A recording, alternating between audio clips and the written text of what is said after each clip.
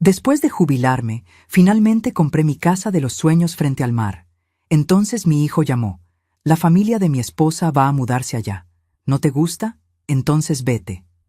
Yo no dije nada, pero cuando llegaron, mi sorpresa estaba esperando.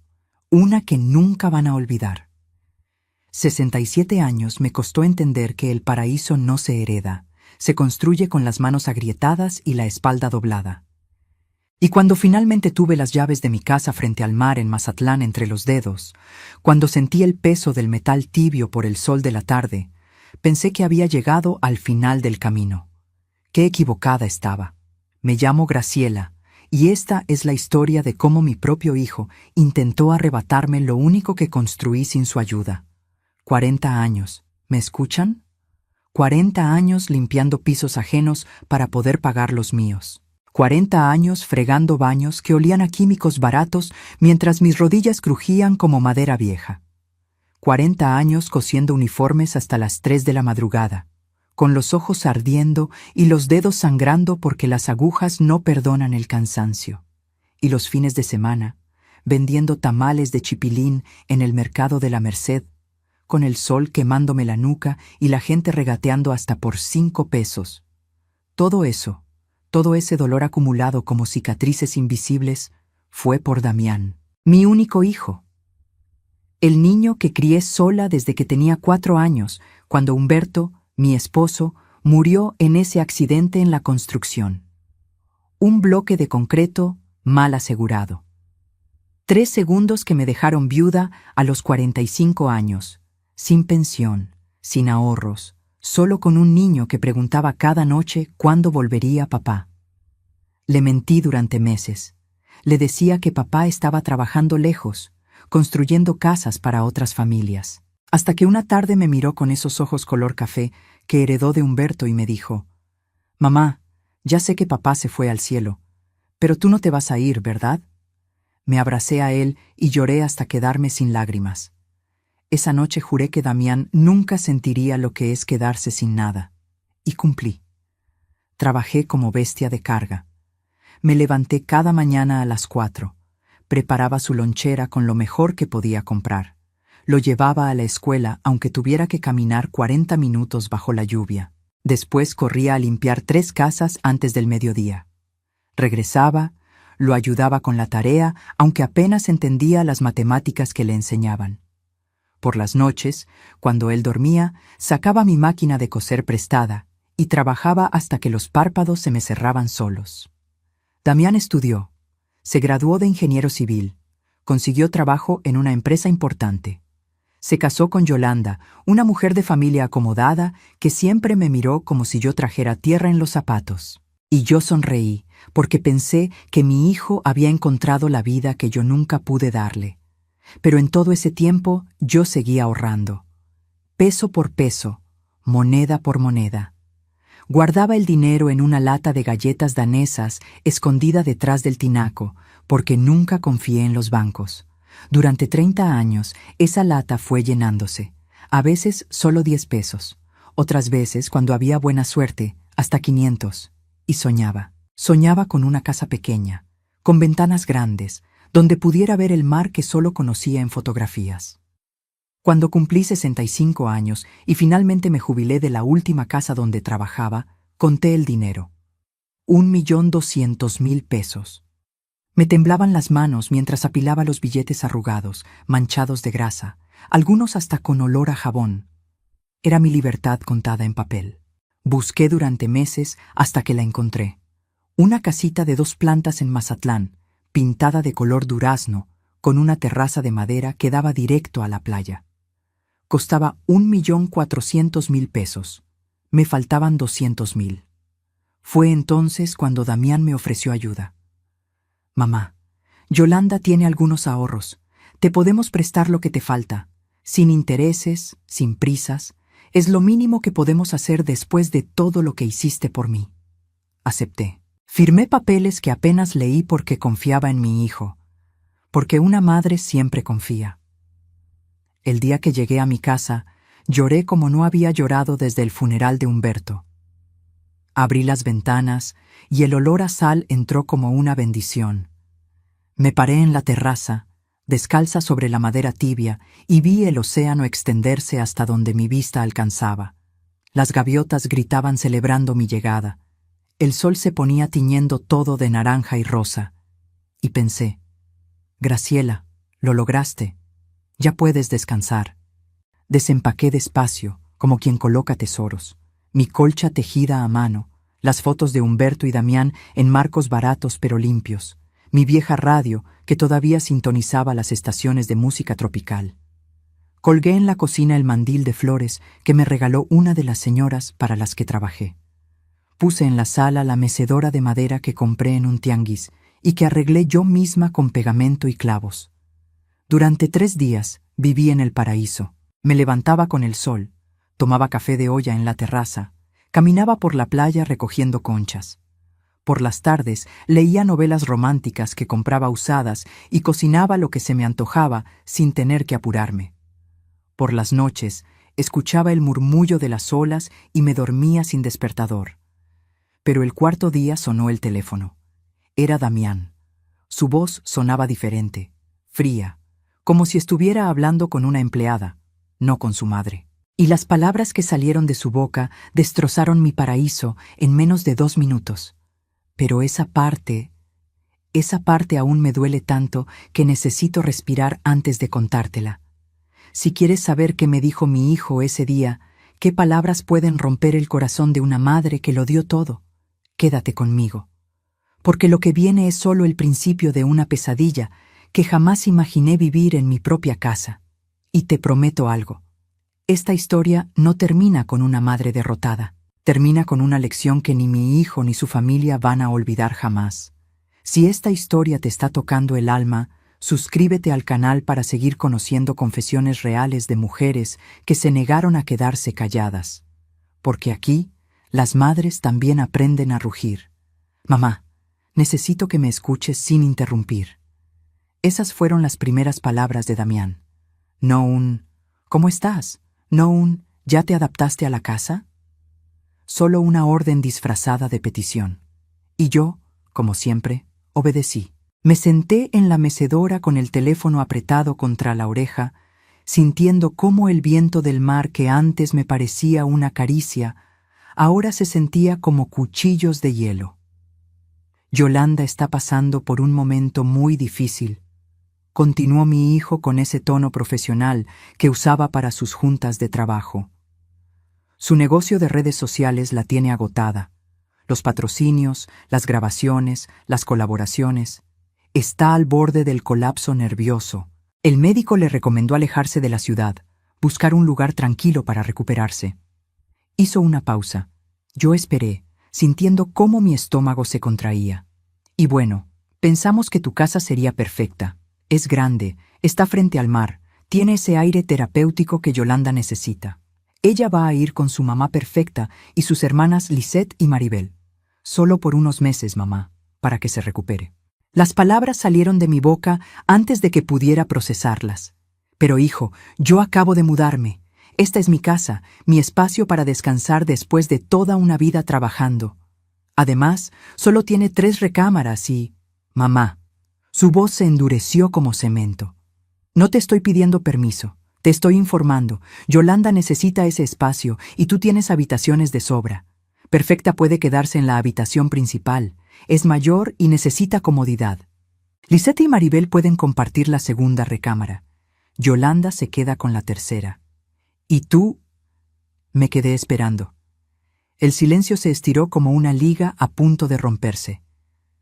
Tú puedes usar el cuarto de servicio. Es pequeño pero suficiente. Total, tú no necesitas mucho.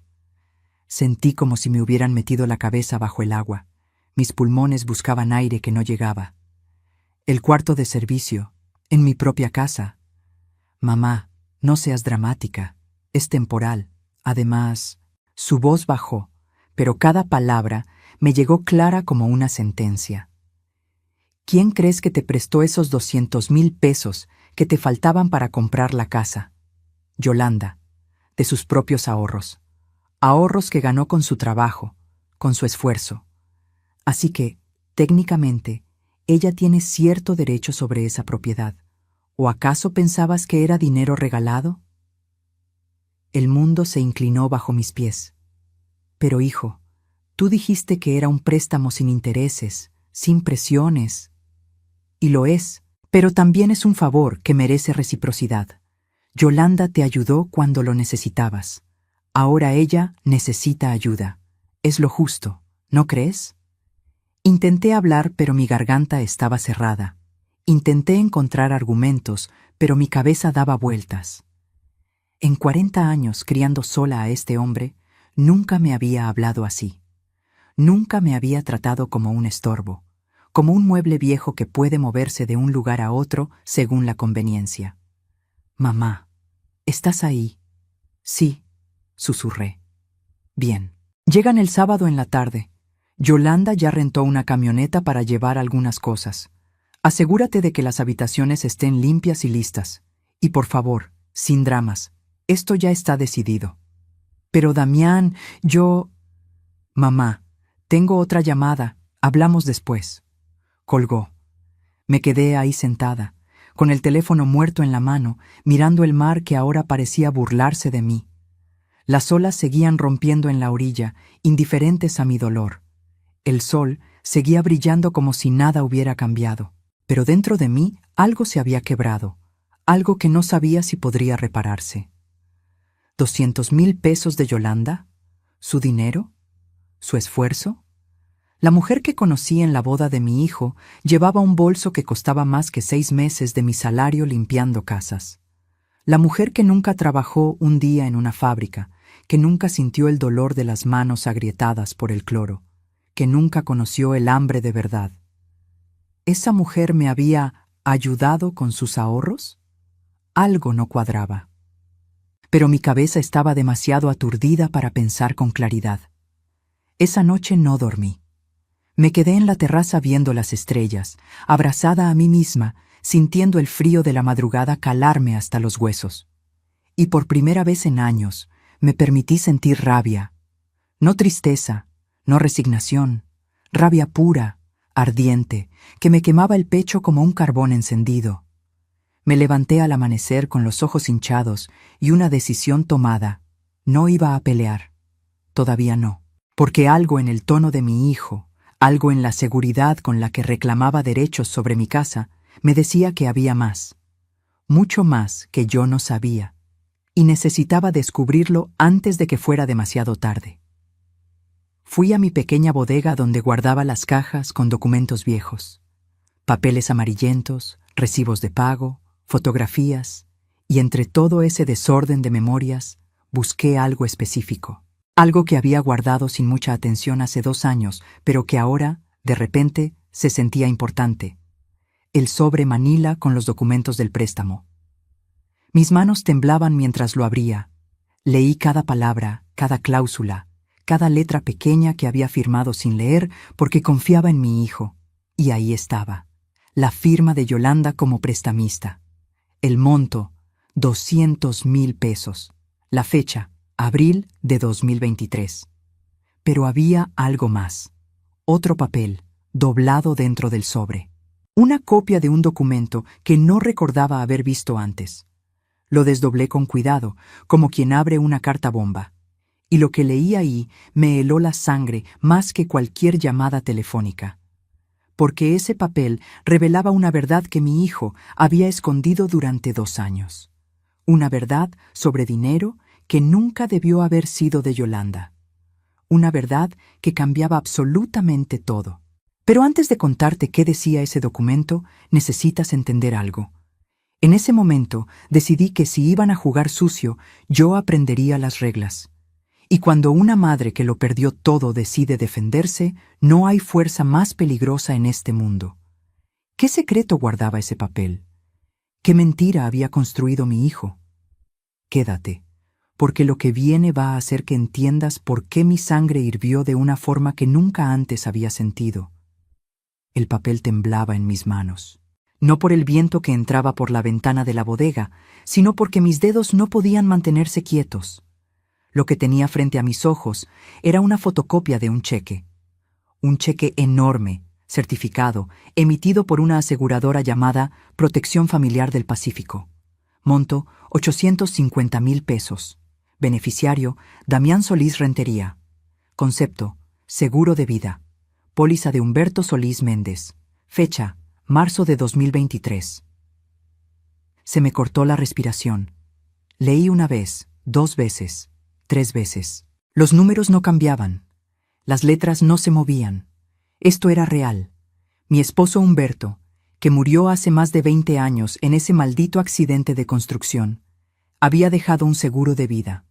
Un seguro que yo nunca supe que existía. Que nadie me mencionó jamás.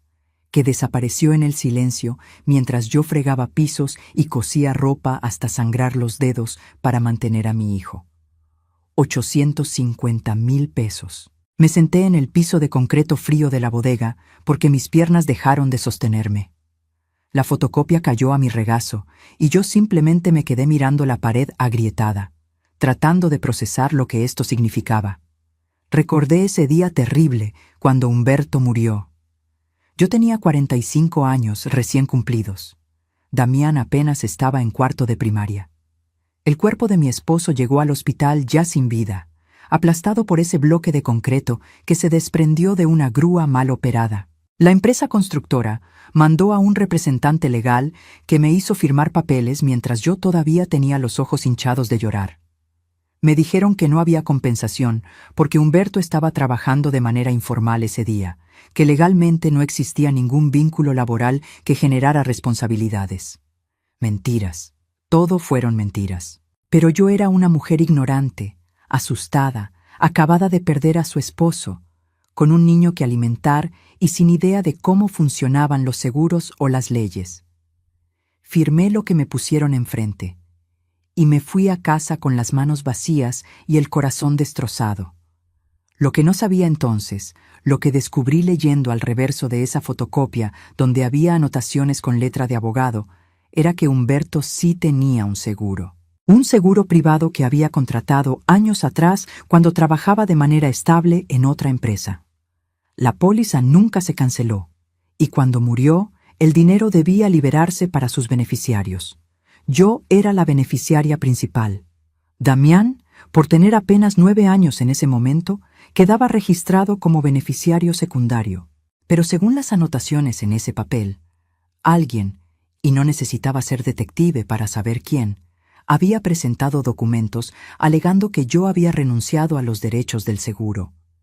Que yo, supuestamente, había firmado una cesión de derechos a favor de mi hijo menor de edad, confiando en que él usaría ese dinero para su educación y bienestar. Esa firma que aparecía escaneada en una esquina del documento, no era mía. Se parecía. Los trazos intentaban imitar mi forma de escribir. Pero yo conozco mi propia firma, la he repetido miles de veces en recibos, en contratos de trabajo, en papeles escolares, y esa que estaba ahí, con mi nombre completo, Graciela Rentería Campos, no salió de mi mano. Alguien había falsificado mi firma. Y Damián, con apenas 22 años cuando finalmente cobró el seguro, se había quedado con 850,000 pesos, que legalmente eran míos. Me levanté del piso sintiendo que cada hueso de mi cuerpo pesaba como plomo. Caminé hacia la casa como autómata, con el papel apretado contra mi pecho. Entré a la cocina, puse agua a hervir para un té que no iba a tomar, y me senté en la mesa donde había comido sola durante 3 días, creyendo que finalmente descansaba. 850,000 pesos. Con ese dinero, yo no hubiera tenido que trabajar hasta los 65 años. No hubiera destruido mis rodillas subiendo y bajando escaleras con cubetas de agua. No me hubieran salido cataratas prematuras por coser con tan poca luz para ahorrar electricidad. No hubiera vivido a base de frijoles y tortillas durante años mientras Damián estudiaba en una universidad privada, pagada con mi dinero, ahora lo entendía, comiendo en restaurantes y vistiendo ropa de marca. Y los 200,000 pesos que Yolanda me prestó. Ahora todo cobraba sentido. No era dinero de ella, era mi dinero. Dinero que Damián me regresaba en cuentagotas, haciéndome creer que era un favor, que yo le debía gratitud, que él y su esposa eran mis salvadores generosos. Me robó. Mi propio hijo me robó durante más de 20 años. Y ahora venía a quitarme lo único que había logrado comprar con mis propias manos. El agua hirvió y se desbordó en la estufa. El silbido me sacó del trance. Apagué el fuego y me quedé ahí parada, mirando el vapor subir como fantasmas, sintiendo algo nuevo crecer dentro de mí. No era solo rabia, era algo más frío, más calculado, más peligroso. Era determinación. Tomé mi teléfono celular viejo, de esos con botones grandes para personas mayores, y marqué el único número que sabía que podría ayudarme. El número de Socorro, mi prima segunda que trabajaba como secretaria en un despacho de abogados en Culiacán. Ella siempre me había dicho: Graciela, si algún día necesitas ayuda legal, yo conozco gente buena. Ese día había llegado. Socorro contestó al tercer timbrazo. ¿Graciela? ¡Qué milagro, prima! ¿Cómo estás? Socorro. Mi voz salió más firme de lo que esperaba. Necesito un abogado. Uno bueno. De los que no se dejan intimidar. Hubo un silencio al otro lado. Luego, ¿qué pasó? Me robaron, y el ladrón viene en camino para seguir robándome. Dime todo. Y se lo dije. Cada palabra, cada detalle, cada papel que tenía frente a mí. Socorro escuchó sin interrumpir, y cuando terminé, su voz sonó diferente. Sonó como acero templado. Prima, esto es fraude, falsificación de documentos, apropiación ilícita de un seguro. Esto no solo es demandable civilmente, es delito penal. ¿Estás segura de que quieres abrir esta caja? Miré por la ventana hacia el mar. El mar que me había costado 40 años de dolor alcanzar. El mar que mi hijo quería arrebatarme como si yo no fuera nada más que un obstáculo. Estoy segura. Bien, voy para allá mañana temprano con la licenciada Monsalve. Es la mejor abogada especialista en fraudes familiares que conozco. Y créeme, Graciela, cuando ella termina un caso, no queda piedra sin voltear. Colgué y me quedé mirando ese documento por última vez antes de guardarlo en un lugar seguro. Porque ahora entendía algo. Mi hijo no me había llamado para informarme. Me había llamado para someterme. Para recordarme que yo le debía todo. Para hacerme sentir que sin él, sin su generosidad, yo no era nada. Pero se equivocó. Porque una madre que te crió sola, que te dio cada peso ganado con sangre y sudor, que sacrificó su propia vida para que tú tuvieras una mejor, esa madre también puede aprender a defenderse cuando la empujan contra la pared. Y el sábado, cuando llegaran Yolanda y su familia de víboras perfumadas, yo estaría lista. No con gritos, no con súplicas, con algo mucho más poderoso, la verdad y la ley de mi lado. Pero antes de que llegara ese día, algo más iba a pasar. Algo que me mostraría exactamente con qué clase de personas estaba tratando. Y créeme, lo que vi me quitó hasta la última gota de duda de que estaba haciendo lo correcto. El sábado amaneció nublado. El cielo gris sobre el mar parecía presagiar tormenta. Pero no era el clima lo que me tenía el estómago revuelto. Era saber que en pocas horas mi santuario de 3 días iba a convertirse en campo de batalla. Socorro y la licenciada Monsalve habían venido el viernes.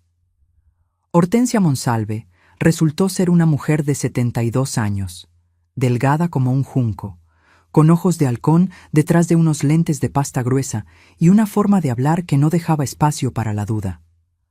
Revisó cada documento que yo tenía, tomó fotos, hizo llamadas y finalmente me miró directo a los ojos. Señora Graciela, su hijo cometió un delito grave. Puedo iniciar acciones legales de inmediato, pero eso alertaría a todos. ¿Qué prefiere? ¿Ataque directo o estrategia silenciosa? Silenciosa, respondí sin titubear. Quiero que se sientan seguros, que crean que me pueden seguir pisoteando, y cuando estén completamente confiados, ahí los quiero. Una sonrisa delgada apareció en los labios de la licenciada. Me agrada cómo piensa. Entonces, esto es lo que vamos a hacer. Y me explicó el plan. Un plan que requería paciencia, documentación y, sobre todo, mantener la boca cerrada mientras reuníamos evidencias. Hortensia se quedaría en Mazatlán, haciéndose pasar por mi vecina, una jubilada más disfrutando la playa. Nadie sospecharía de una anciana tomando sol con sombrero de paja. A las 3 de la tarde, escuché el ruido de llantas sobre la grava del camino. Me asomé por la ventana y vi una camioneta Suburban negra, reluciente, de esas que cuestan más de $1.000.000. 4 mujeres bajaron como si estuvieran descendiendo de un jet privado. Yolanda salió primero. 32 años, alta, delgada como modelo de pasarela, con el cabello castaño claro alisado perfectamente cayendo sobre un top blanco de lino y pantalones palazzo color beige. Lentes oscuros gigantes cubrían medio rostro. Incluso desde mi ventana pude ver el brillo de sus aretes de oro. Llevaba un bolso Louis Vuitton colgado del brazo como si fuera un trofeo.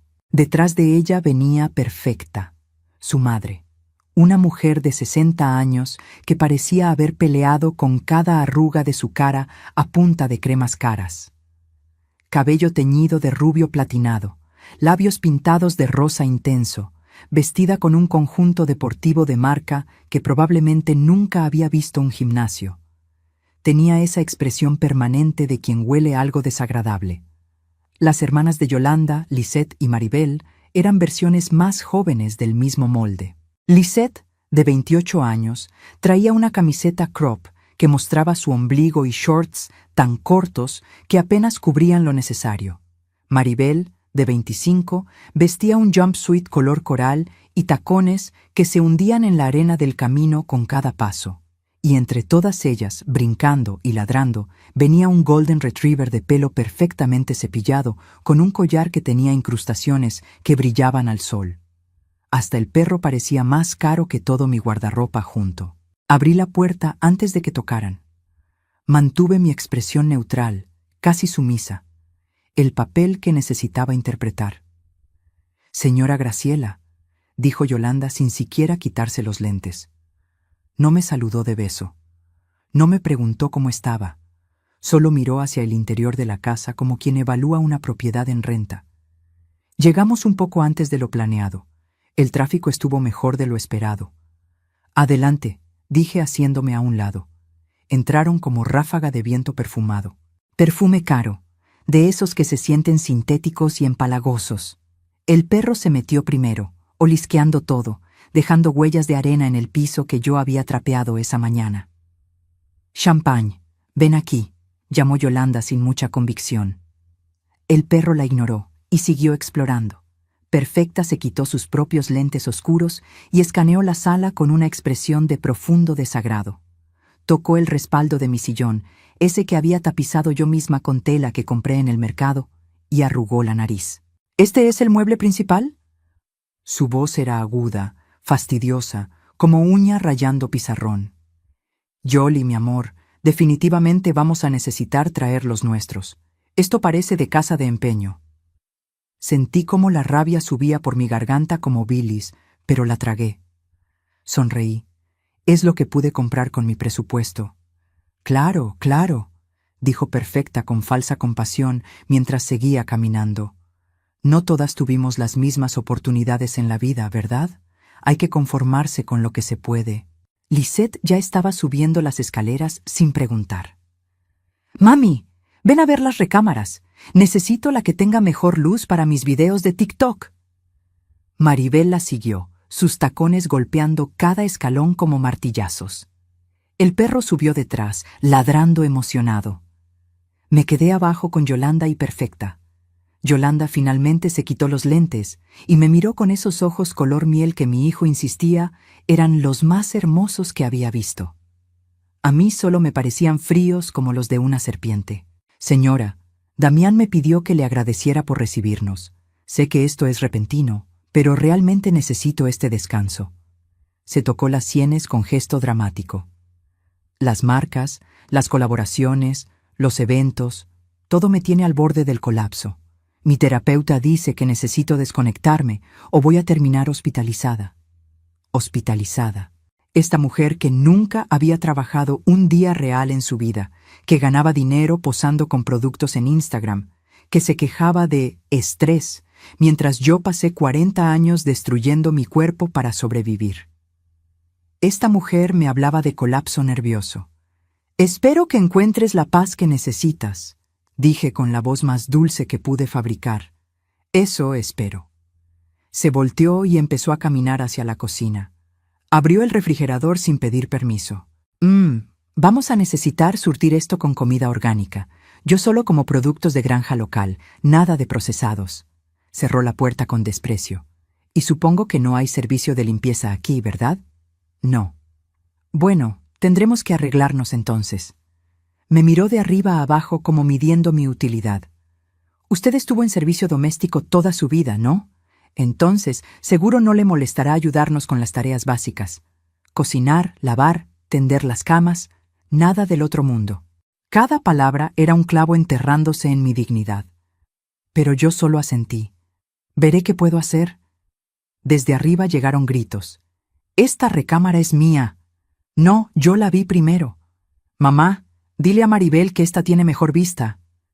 Perfecta suspiró exageradamente. Ya voy, mis amores. Subió las escaleras con pasos pesados. Me dejaron sola en mi propia cocina. Miré por la ventana y vi que el camión de mudanza apenas estaba llegando. 2 hombres empezaron a bajar cajas, maletas, muebles, un sofá blanco de piel, lámparas modernas de metal, cuadros abstractos enormes, televisiones de pantalla plana. No venían por unos meses. Venían a quedarse. Pasé el resto de la tarde viendo cómo transformaban mi casa. Movieron mis muebles a la bodega como si fueran basura. Colgaron sus cuadros sobre las paredes donde yo había puesto las fotos de Humberto. Pusieron sus sábanas de algodón egipcio en las camas donde yo había planeado dormir cuando tuviera visitas. Llenaron el refrigerador con sus yogures importados, sus jugos verdes, sus quesos que costaban 200 pesos el pedazo. Y yo cargué mis pocas pertenencias al cuarto de servicio. Un espacio de 3 por 3 metros al fondo de la casa, con una ventana que no cerraba bien y desde donde podía escuchar cada risa, cada comentario cruel, cada palabra que me recordaba que en mi propia casa yo ahora era menos que una invitada. Era la sirvienta. Esa noche, mientras ellas cenaban sushi que habían ordenado por delivery, sentadas en mi sala como reinas en trono ajeno, yo comí frijoles fríos en el cuarto de servicio. El perro Champagne rascaba mi puerta queriendo entrar. Desde el otro lado, escuché a Perfecta gritar: «Champagne, ven acá. No te juntes con esa anciana. Vas a agarrar pulgas». Las escuché reír. Cerré los ojos y apreté los puños hasta que las uñas se me enterraron en las palmas. Pero no lloré, porque en mi bolsillo trasero llevaba el número de Hortensia, y en mi mente ya empezaba a contar cada insulto, cada humillación, cada prueba que la licenciada necesitaba para enterrarlas. Y cuando llegara el momento, cuando tuviera todo documentado, cuando la trampa estuviera perfectamente tendida, ahí les iba a enseñar quién era Graciela Rentería Campos. Pero lo que vino después fue peor, mucho peor, porque estas mujeres no solo querían mi casa, querían destrozar cada pedazo de dignidad que me quedaba. Y créeme, lo intentaron con todas sus fuerzas. Los primeros días fueron como caminar sobre vidrios rotos, descalza. Cada mañana me levantaba antes del amanecer en ese cuarto que olía a humedad. Me vestía con lo mismo de siempre, mis pantalones de algodón gastados y mis blusas de tianguis, y salía de puntillas para no despertar a nadie. Preparaba café en mi propia cocina sintiéndome como una ladrona. Pero no pasó mucho tiempo antes de que Perfecta estableciera sus reglas. Fue el martes por la mañana. Yo estaba preparando huevos con frijoles para mi desayuno cuando ella apareció en la cocina con una bata de satén rosa que probablemente costaba más que mi primer mes de renta cuando quedé viuda. Me miró con esos ojos entrecerrados, evaluándome como quien descubre una cucaracha en su casa. «Buenos días», dije intentando sonar amable. Ella no respondió el saludo, solo abrió el refrigerador, sacó una botella de agua mineral importada y la puso sobre la barra con un golpe seco. «A partir de hoy, señora Graciela, le voy a pedir un favor». No era una petición, era una orden disfrazada. Las niñas y yo desayunamos a las 9 en punto. Nada pesado, por favor. Yolanda toma un smoothie verde con espinaca, jengibre, piña y proteína vegetal. Yo prefiero claras de huevo revueltas con aguacate, pan tostado integral, sin mantequilla, solo aceite de oliva y fruta picada. Lisette quiere yogurt griego con granola casera, esa que se hace con avena, almendras y miel orgánica. Y Maribel desayuna ligero, solo papaya con limón y té verde japonés. Me quedé mirándola con la espátula en la mano, procesando la lista como si me hubiera hablado en otro idioma. ¿Granola casera?, pregunté. Sí, casera. Seguro puede buscar la receta en internet. Me miró de arriba abajo. Usted trabajó en casas, ¿no? Supongo que sabe cocinar de todo. Yo sé cocinar comida normal, frijoles, arroz, guisados, sopas. Bueno, pues va a tener que aprender cocina saludable. Perfecta tomó su agua y se dio la vuelta. Antes de salir de la cocina, agregó sin voltear. Ah, y el desayuno lo sirve en la terraza, con la mesa puesta bonita. Use manteles, servilletas de tela, esas cosas. Queremos comer con vista al mar, no en esta cocina que huele a aceite quemado. Se fue dejándome con mis huevos a medio cocer y una rabia que me subía por el pecho como lava. Pero obedecí, porque todavía no era el momento. Busqué recetas en el celular viejo de Socorro que me había prestado. Fui caminando al supermercado que estaba a 20 minutos bajo el sol abrasador. Gasté 300 pesos de mi dinero en ingredientes que nunca había comprado en mi vida. Espinaca orgánica, proteína en polvo, miel de abeja artesanal, aguacate Hass, almendras. Volví con las bolsas pesadas cortándome la circulación de los dedos, sudando como si hubiera corrido un maratón. En la terraza, Yolanda estaba grabando un video para sus redes sociales, posando con un sombrero de paja gigante y un bikini blanco, hablándole a su teléfono con voz melosa. Y aquí estoy, mis amores, en mi refugio de paz junto al mar, desconectando de todo el caos de la ciudad para reconectarme con mi esencia, su refugio. Mi casa se había convertido en su refugio, frente a cientos de miles de seguidores que le daban likes y comentarios babosos. Sentí ganas de tirarle el smoothie verde encima de su cabeza perfecta, pero seguí caminando. Pasé toda la mañana en esa cocina que según Perfecta olía mal, preparando ese maldito desayuno como si estuviera en un restaurante de lujo. Liqué, piqué, tostó, batí. A las 9 en punto tenía todo listo en la terraza. Manteles que saqué del fondo de mi maleta, platos que había comprado en un mercado de pulgas, pero que limpié hasta que brillaran, servilletas de tela que bordé yo misma hace años. Las 4 llegaron como si fueran las dueñas del universo. Se sentaron sin agradecer, sin reconocer el trabajo, sin siquiera mirarme a los ojos. Perfecta probó las claras de huevo y arrugó la nariz. Están secas. Lo siento. Y el aguacate no está en su punto.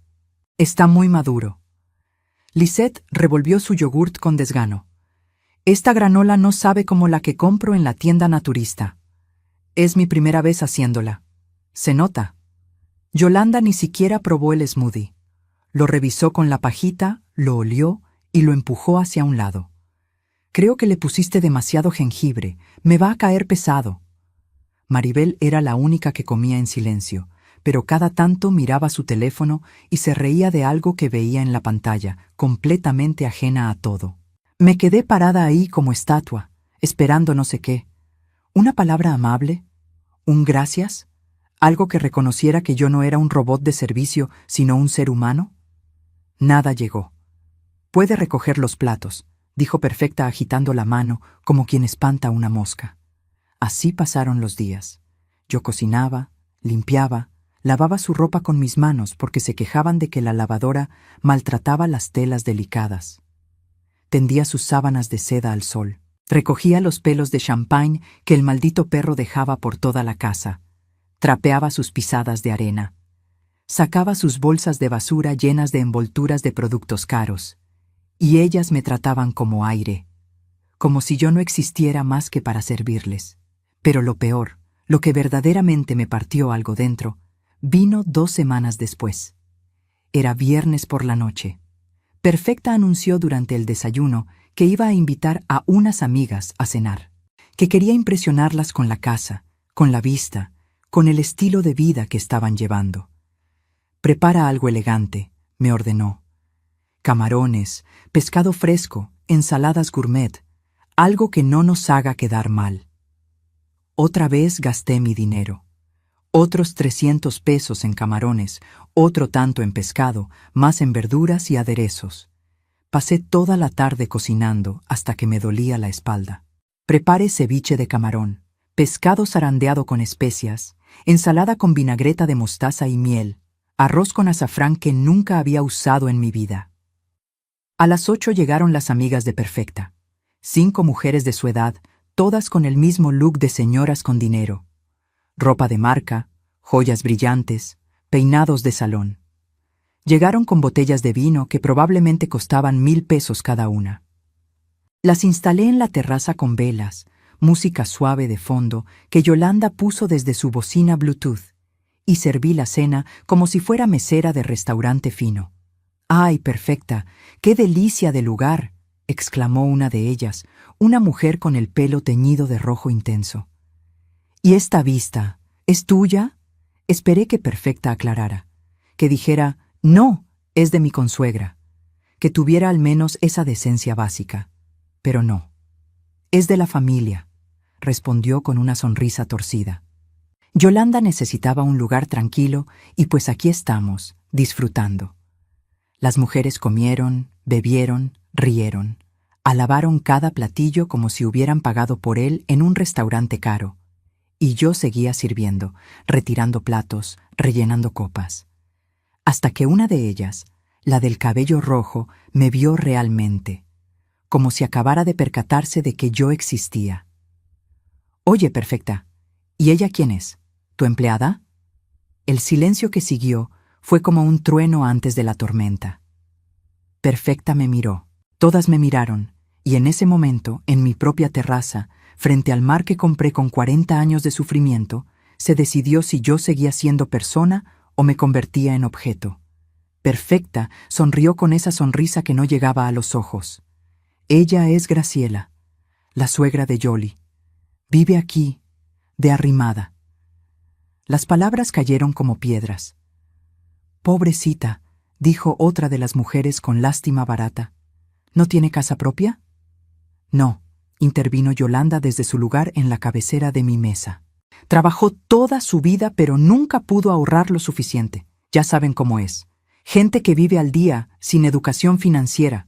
Nosotros la recogimos porque tiene buen corazón. ¿Verdad, suegra? Me clavó los ojos esperando que confirmara su mentira. Mis manos temblaban sosteniendo la jarra de agua. Mi garganta estaba tan cerrada que apenas podía respirar.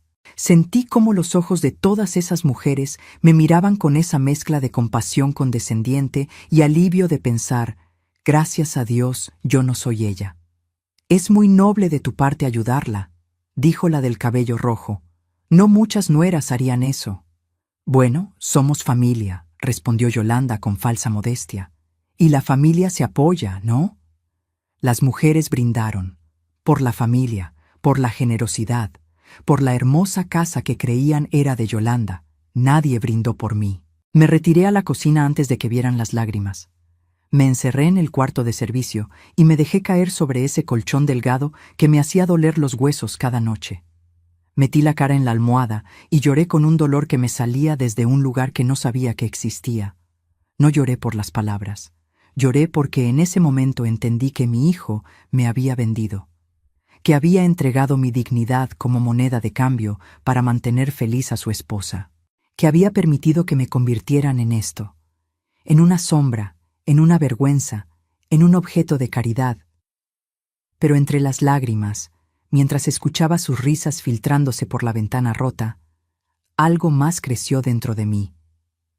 Una promesa de que esto no iba a quedar así, de que iba a documentar cada humillación, cada mentira, cada abuso.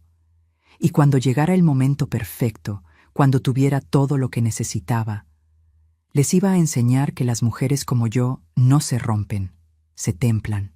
Y lo que vendría después les demostraría que había subestimado a la mujer equivocada, porque justo cuando pensé que había tocado fondo, descubrí que el verdadero abismo todavía me esperaba más adelante. El sábado por la mañana me levanté con los ojos hinchados y el alma hecha pedazos. Pero algo había cambiado. Ya no sentía solo dolor. Sentía algo más útil, más peligroso: claridad. Salí de la casa antes de que ellas despertaran. Necesitaba aire, espacio, pensar sin escuchar sus voces.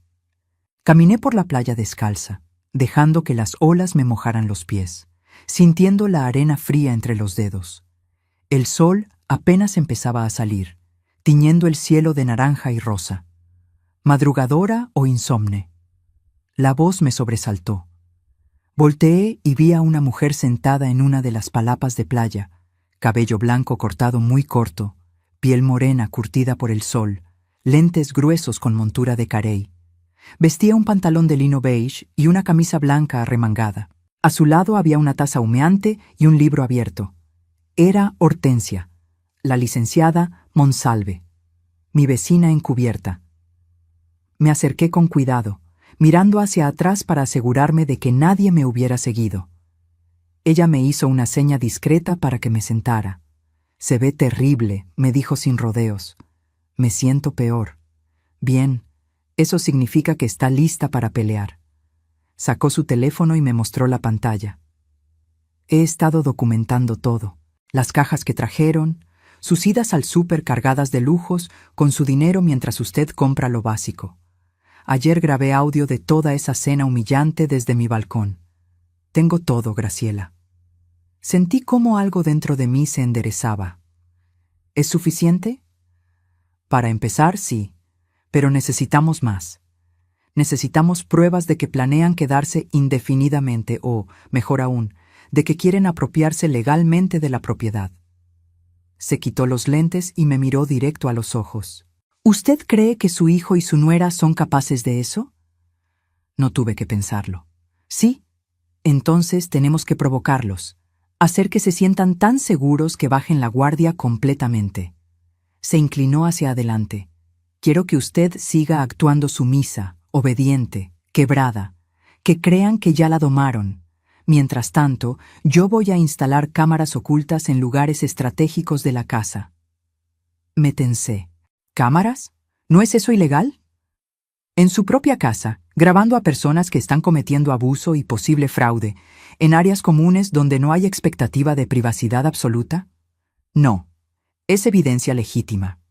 Volvió a ponerse los lentes. Confíe en mí. Sé lo que hago.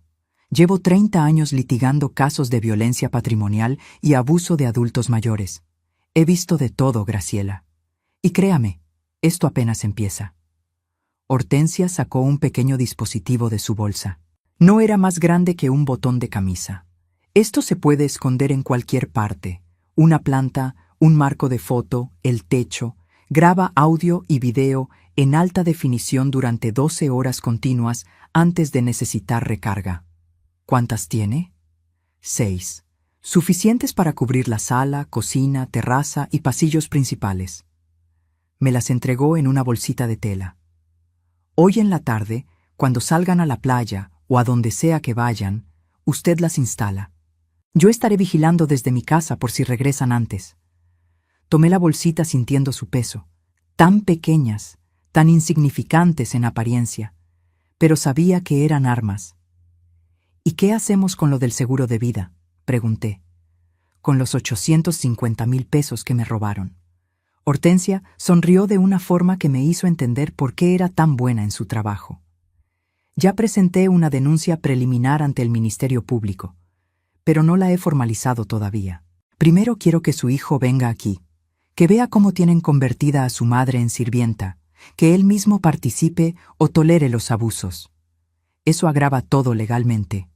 Abandono de adulto mayor, violencia económica, violencia psicológica familiar. Cuando llegue el momento de presentar el caso completo, no va a ser solo un fraude civil, va a ser penal, Graciela, con posibilidad de cárcel. La palabra cárcel me cayó como agua fría. Pero es mi hijo. Es un ladrón que falsificó su firma y le robó una fortuna. La voz de Hortensia no tenía compasión, solo verdad filosa. Es un hombre que permite que su esposa la humille en su propia casa. Es alguien que decidió que usted no valía respeto. ¿Usted quiere justicia o quiere seguir siendo víctima? Las lágrimas amenazaron con salir, pero las contuve. Quiero justicia. Entonces, vamos a dársela. Nos quedamos ahí sentadas mientras el sol terminaba de salir. Hortensia me explicó cada paso del plan, cómo instalar las cámaras sin que se notaran, qué frases buscar en las conversaciones que sirvieran como evidencia de intención maliciosa, cómo provocar discretamente situaciones donde ellas revelaran sus verdaderos planes. Y hay algo más, dijo Hortensia cuando ya me iba. Necesito que busque cualquier documento que hayan traído, contratos, papeles legales, cualquier cosa que tenga su nombre o el nombre de la propiedad. Si están planeando algo, va a estar en papel. La gente siempre cree que el fraude en papel es más legítimo. Regresé a la casa con las cámaras escondidas en el bolsillo de mi pantalón y un nudo en el estómago. En la cocina me encontré a Yolanda preparándose uno de sus smoothies. Me vio entrar y ni siquiera levantó la vista de su licuadora. «Buenos días», dije. Eso fue todo lo que obtuve. ¿Van a salir hoy? Ahora sí me miró, con esos ojos fríos que mi hijo adoraba. ¿Por qué? ¿Necesita la casa para usted sola? No, solo preguntaba para saber si preparo comida o... Vamos a ir a un restaurante en el malecón, un lugar que encontré en Instagram. Vertió su smoothie en un vaso de vidrio. Probablemente regresemos en la noche, así que puede aprovechar para limpiar bien la casa. Ayer noté polvo en los marcos de las ventanas. Claro, salió de la cocina sin agregar nada más. 2 horas después, las escuché arreglarse, peleándose por quién usaría qué vestido, qué tacones. Perfecta gritaba instrucciones sobre maquillaje. Lisette buscaba sus aretes favoritos. Maribel no encontraba su bolsa. Finalmente, cerca del mediodía, salieron todas perfumadas y maquilladas como si fueran a una pasarela. Champagne también se fue con ellas, lo cual agradecí porque el maldito perro siempre me ladraba. Esperé 15 minutos, asomándome por la ventana cada 2 segundos. Cuando estuve segura de que no volverían, saqué las cámaras. La primera la instalé en la sala, escondida dentro de una planta decorativa que ellas mismas habían traído. Apenas se notaba entre las hojas falsas. La segunda fue a la cocina, pegada con cinta especial detrás del microondas, apuntando hacia la barra donde siempre se sentaban a chismear. La tercera en la terraza, dentro de un farol decorativo que colgaba del techo. La cuarta en el pasillo de arriba, camuflada en el detector de humo. La quinta en la sala de estar secundaria donde Perfecta pasaba las tardes viendo sus telenovelas. Y la sexta la guardé. Tenía un presentimiento de que la necesitaría para algo específico. Después empecé la búsqueda. Entré a la habitación principal donde dormía Perfecta. Mi habitación, donde yo había planeado dormir. Ahora estaba llena de sus cosas, cremas caras, perfumes, ropa tirada sobre la silla que yo misma había tapizado. Abrí cajones con manos temblorosas. Encontré facturas de tarjetas de crédito con deudas enormes, recibos de tratamientos de belleza, pero nada legal. Fui a la habitación de Yolanda, más ordenada, más minimalista. Su laptop estaba sobre el escritorio, cerrada. No me atreví a tocarla, pero en el cajón de su buró encontré una carpeta. La abrí con el corazón latiendo como tambor. Adentro había documentos, muchos documentos, contratos de su negocio de influencer, estados de cuenta bancarios. Y en el fondo, 3 hojas grapadas que me hicieron temblar. Era un contrato de donación. Un contrato donde yo, supuestamente, cedía la propiedad de esta casa a favor de Yolanda Cristina Belmont Soto, en agradecimiento por su apoyo económico y emocional durante tiempos difíciles. El contrato estaba fechado para dentro de 2 semanas, y mi firma ya estaba ahí, falsificada. Otra vez. Tomé fotos con el celular que Socorro me prestó. Mis manos temblaban tanto que las primeras salieron borrosas. Respiré hondo, me obligué a calmarme y tomé fotos claras desde todos los ángulos. Guardé todo exactamente como estaba y salí de ahí antes de que el pánico me paralizara. Corrí a casa de Hortensia. Toqué su puerta como si me persiguieran. Ella abrió, me vio la cara y supo. Lo encontró. Van a falsificar mi firma otra vez, van a robarme la casa. Le mostré las fotos. Hortensia revisó cada imagen con expresión seria. Luego levantó la vista y vi algo en sus ojos que me dio esperanza. Perfecto. Esto es exactamente lo que necesitábamos. Fue a su computadora y empezó a teclear rápido. Voy a contactar a un notario de confianza. Vamos a certificar estas fotos como evidencia y vamos a preparar una trampa. ¿Qué tipo de trampa? Se volteó hacia mí con esa sonrisa delgada otra vez. Vamos a dejar que crean que ganaron. Vamos a hacer que piensen que usted firmó voluntariamente. Y cuando estén celebrando, cuando estén absolutamente seguras de que esta casa ya es suya, dejó la frase colgando en el aire. Y yo la terminé por ella. Ahí las destruimos. Pero lo que no sabía era que mi hijo estaba a punto de aparecer. Y lo que iba a presenciar, lo que iba a decir, lo que iba a elegir, eso sería la última prueba de si todavía quedaba algo del niño que crié o si ese hombre ya estaba completamente perdido. Damián llegó un martes por la tarde sin avisar. Escuché su voz desde el cuarto de servicio, ese tono alegre que usaba cuando hablaba con Yolanda, tan diferente al hielo con el que me hablaba a mí. Mi amor, ya llegué. Traje los documentos que me pediste. Me quedé paralizada sobre el colchón donde estaba doblando la ropa que acababa de lavar. Su ropa, la ropa de su esposa, las sábanas de seda de su suegra, todo lo que yo limpiaba como si fuera la empleada que ellos creían que era. Respiré hondo y salí del cuarto. Necesitaba verlo. Necesitaba mirarlo a los ojos y buscar aunque fuera una chispa del hijo que crié. Estaba en la sala, abrazando a Yolanda, vestido con su traje de oficina que yo le había enseñado a planchar cuando tenía 17 años. Se veía cansado, con ojeras y el cabello un poco más largo de lo habitual. Pero su sonrisa era amplia mientras besaba a su esposa. Mamá, me vio, y la sonrisa se hizo más pequeña, más forzada. No sabía que estabas aquí. Vivo aquí, dije con voz más firme de lo que esperaba. Es mi casa. Un silencio incómodo cayó como niebla espesa. Yolanda se separó de Damián y me miró con esa expresión que ya conocía bien. Fastidio apenas disfrazado de tolerancia. Señora Graciela, ¿nos puede traer algo de tomar? Damián viene desde Guadalajara. Debe estar agotado. No era una pregunta, era una orden. Miré a mi hijo esperando que dijera algo. Que dijera, mamá, siéntate con nosotros. Que dijera, no, Jolie, ella no es la sirvienta. Que dijera cualquier cosa que demostrara que todavía me veía como su madre. Pero solo se aflojó la corbata y se dejó caer en el sofá. Mi sofá, que ahora estaba cubierto con sus cojines decorativos caros. Un agua mineral estaría bien, mamá, por favor, por favor.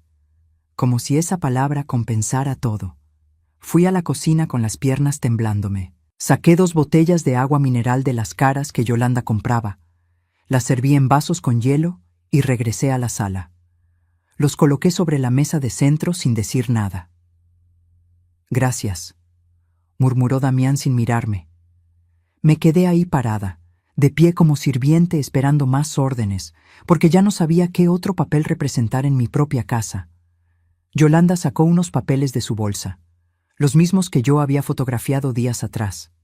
El contrato de donación, mi supuesta firma falsificada esperando hacerse realidad. Mi amor, ¿trajiste lo del notario? Sí, todo listo. El licenciado Garza dice que podemos firmar el viernes. Solo necesitamos que tu suegra también vaya para que todo quede legal. Mis rodillas casi ceden. Estaban hablando de esto frente a mí como si yo fuera un mueble, como si no entendiera español, como si no fuera la dueña legítima de esta propiedad. Disculpen, mi voz salió más alta de lo que pretendía. ¿De qué firma están hablando? Damián finalmente me miró, y lo que vi en sus ojos me congeló la sangre. No había culpa, no había vergüenza, solo molestia, como si yo fuera un problema que resolver.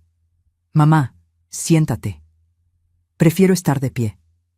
Suspiró con ese gesto de impaciencia que hacía cuando algo lo fastidiaba. Está bien, Yolanda y yo hemos estado hablando. Esta casa es muy grande para una persona sola. Tú ya estás mayor, no puedes mantenerla adecuadamente. Y francamente, después de todo el apoyo que Yolanda te dio para comprarla, es justo que ella tenga derechos legales sobre la propiedad. Cada palabra era un cuchillo. ¿Derechos legales? Repetí.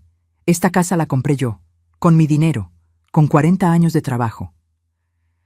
Con tu dinero y con los 200,000 pesos que mi esposa te prestó. Su voz subió de volumen. ¿O ya se te olvidó ese detalle conveniente? Ese dinero no era de ella.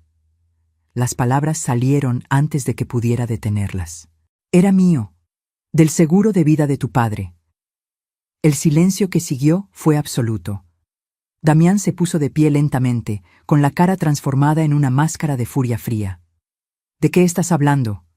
Saqué mi teléfono con manos temblorosas y le mostré la foto del documento, la copia del cheque, los 850,000 pesos que él cobró falsificando mi firma. Estoy hablando de que me robaste, Damián, que falsificaste mi nombre, que te quedaste con el dinero de tu padre muerto, con el dinero que legalmente era mío, y que me dejaste trabajar como burro durante 20 años más mientras tú vivías como rey con mi herencia. Su cara pasó del rojo al blanco. Yolanda se puso de pie también, mirando entre nosotros dos como espectadora de un accidente. No sabes de lo que hablas, dijo Damián, pero su voz temblaba. Ese dinero yo lo invertí.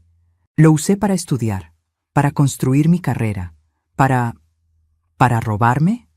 Mi voz se quebró. ¿Para hacerme creer toda mi vida que éramos pobres cuando tú tenías casi 1,000,000 de pesos guardado? ¿Para dejarme limpiar baños ajenos mientras tú comías en restaurantes caros? Yo hice algo productivo con ese dinero, gritó. Tú lo hubieras guardado debajo del colchón como la ignorante que eres. Yo lo convertí en una carrera, en un futuro. La palabra ignorante me golpeó más fuerte que cualquier bofetada. ¿Ignorante? Susurré. ¿Ignorante la madre que te crió sola? ¿Ignorante la mujer que se mató trabajando para que tú tuvieras lo que yo nunca tuve? ¿Ignorante? Sí, su cara estaba deformada por la rabia. ¡Ignorante! Tú nunca entendiste nada de dinero, de inversiones, de cómo funciona el mundo. Si te hubiera dado ese dinero, lo hubieras desperdiciado. Yo lo usé mejor. Yo hice algo con mi vida. Algo que construiste con mi dolor. Dije con lágrimas cayendo ahora sin control. Con las rodillas rotas de tu madre.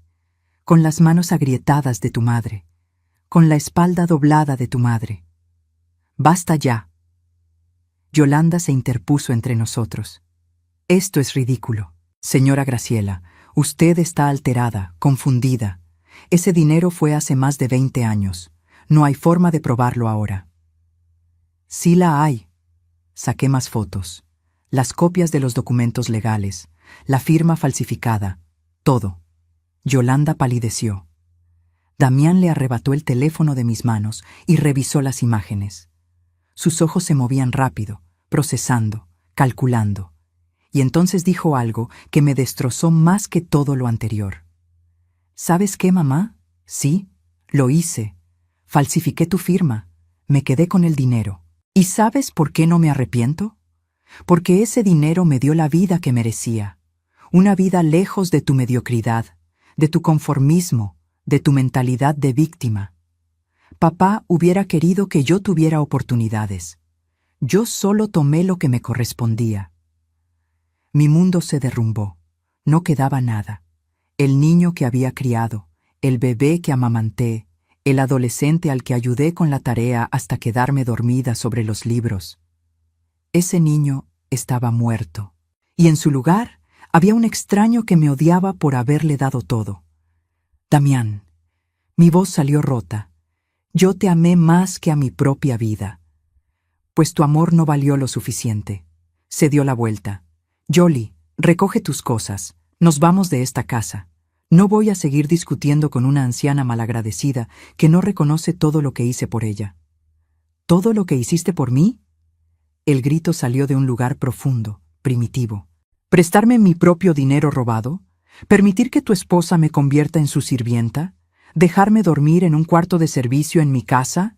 ¿Eso es lo que hiciste por mí? Yo te di un techo cuando no tenías dónde caer. Este es mi techo, mi casa, que yo compré, con dinero que yo te presté. Hizo las comillas con los dedos, burlón, cruel. Dinero que técnicamente todavía te debo, ¿verdad? Así que si lo piensas bien, mamá, esta casa es tanto mía como tuya. Yolanda ya estaba subiendo las escaleras. Perfecta, chicas, empaquen, nos vamos. No, dije, ustedes no van a ningún lado. Damián se rió, una risa seca, sin humor. Ah, ¿no? ¿Y quién va a detenernos? ¿Tú? La ley. Se congeló. Fui con abogados. Tengo todo documentado. El fraude del seguro, las firmas falsificadas, los abusos, todo. Y si tratan de irse, si tratan de desaparecer como si nada hubiera pasado, la denuncia penal se presenta mañana mismo. Estás mintiendo. Pero su voz temblaba. ¿Quieres averiguarlo? Nos quedamos mirando así, madre e hijo, separados por un abismo que nunca podría cruzarse otra vez. En sus ojos vi miedo. Bueno, que sintiera una fracción de lo que yo había sentido. Perfecta bajó las escaleras como torbellino. ¿Qué está pasando aquí? Damián, ¿por qué gritan? Su suegra nos está amenazando, dijo Yolanda con voz de víctima perfecta. Dice que va a demandarnos, que nos va a meter a la cárcel. Está loca. No estoy loca, dije mirándolos a todos. Estoy cansada, cansada de que me usen, cansada de que me roben, cansada de ser invisible en mi propia vida. Damián dio un paso hacia mí. Su cara era una mezcla de rabia y algo más, algo que en otro tiempo hubiera confundido con preocupación, pero que ahora reconocía como simple miedo a las consecuencias. Mamá, escúchame bien. No tienes pruebas de nada. Esos papeles viejos no valen. Y si tratas de hacer algo en nuestra contra, me aseguraré de que todo el mundo sepa qué clase de madre fuiste. Una madre amargada, controladora, que nunca quiso soltar a su hijo. El mundo puede pensar lo que quiera, dije con una calma que no sabía que tenía. Pero la verdad es una sola. Tú me robaste, tu esposa me humilló, y yo ya no voy a permitir que me destruyan más. Se dio la vuelta para irse, pero antes de subir las escaleras, se detuvo. Sin voltear dijo, «Siempre fuiste un estorbo, mamá. Papá lo sabía. Por eso se arriesgaba tanto en esos trabajos peligrosos, porque quería alejarse de ti. El golpe fue perfecto, diseñado para destruirme, y casi lo logra. Me quedé ahí, sola en la sala, mientras ellos subían a empacar. Escuché sus voces amortiguadas, sus acusaciones mutuas de quién tenía la culpa de todo. Me dejé caer en una silla. Las lágrimas no venían, ya no quedaban. Pero en mi bolsillo, el teléfono vibró. Un mensaje de Hortensia. Lo grabamos todo, cada palabra, cada confesión. Ahora sí los tenemos. Y por primera vez en semanas sonreí, porque mi hijo acababa de cavar su propia tumba. Y yo iba a asegurarme de que cayera en ella. Pero la guerra apenas comenzaba. Porque cuando las ratas acorraladas se dan cuenta de que perdieron, se vuelven más peligrosas que nunca, y lo que planearon hacer después, eso casi me cuesta todo. No dormí esa noche.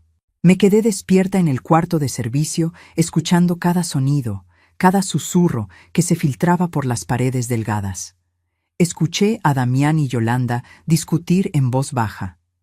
Escuché a Perfecta llamar por teléfono a alguien usando palabras como abogado y derechos.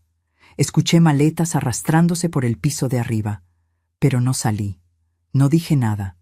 Me quedé quieta, como un animal herido que necesita tiempo para sanar antes de volver a levantarse. Cuando amaneció, salí del cuarto con mi ropa más humilde, la que usaba para limpiar casas décadas atrás.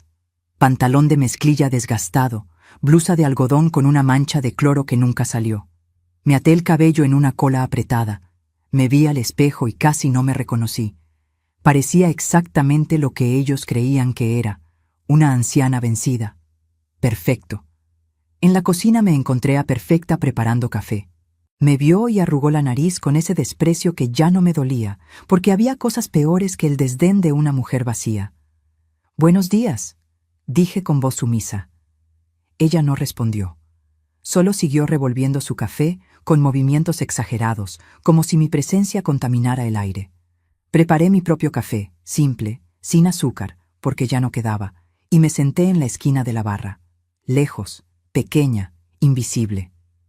«Damián va a regresar el viernes con un abogado», dijo Perfecta de repente, sin mirarme. «Un abogado de verdad, no esos charlatanes que seguro tú consultaste. Y vamos a resolver esto de manera civilizada». «Está bien», susurré. Eso la sorprendió. Volteó a verme con ojos entrecerrados. «¿Está bien? ¿Nada más? ¿Qué más puedo decir? Puedes empezar por disculparte, por las acusaciones horribles que le hiciste a mi yerno. Damián es un hombre de bien, un profesional respetado, y tú lo acusas de ladrón frente a su esposa. Eso no tiene perdón». Bajé la mirada a mi taza. Tiene razón, me dejé llevar por la emoción. Perfecta se acercó más, como buitre oliendo debilidad. «Así me gusta, que reconozcas tu error. Mira, Graciela, yo no soy mala persona. Pero tienes que entender que esta casa ahora es parte de la familia. Yolanda invirtió en ti. Te ayudó cuando nadie más lo haría. Lo mínimo que puedes hacer